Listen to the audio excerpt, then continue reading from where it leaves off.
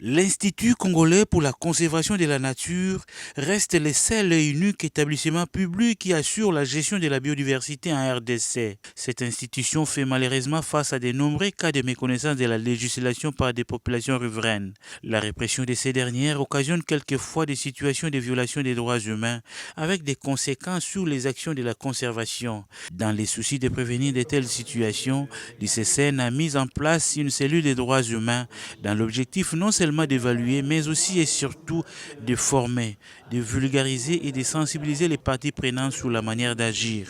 Voilà qui explique la tenue de l'atelier sur les mécanismes de gestion des plaintes dans les aires protégées de la RDC que l'ICCN organise en collaboration avec GIZ.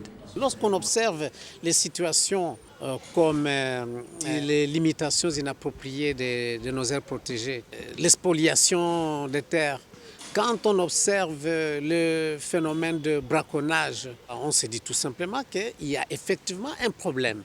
Ce problème-là, il se résume en quoi? Il se résume en une sorte de difficulté de gestion caractérisée par le manque de mécanismes qui puissent les gérer. La gestion des plaintes passe par plusieurs étapes, notamment la réception et l'enregistrement, l'analyse et la catégorisation, l'enquête, les traitements, le suivi, les recours dans les cas où l'une ou l'autre partie serait lésée et l'archivage. En représentant du directeur général adjoint Péché, Jeff Mapilanga, directeur technique et scientifique de l'ICCN, s'est dit satisfait jusque-là du déroulement de cet atelier. Nous évaluons très bien, je crois que cette étape, c'est l'étape de prévalidation et qui constitue une étape fondamentale, enrichir le draft ou le document qui est en circulation, qui pourra être consolidé de manière à être soumis à l'autorité de l'ICCN pour approbation et pour mise en œuvre.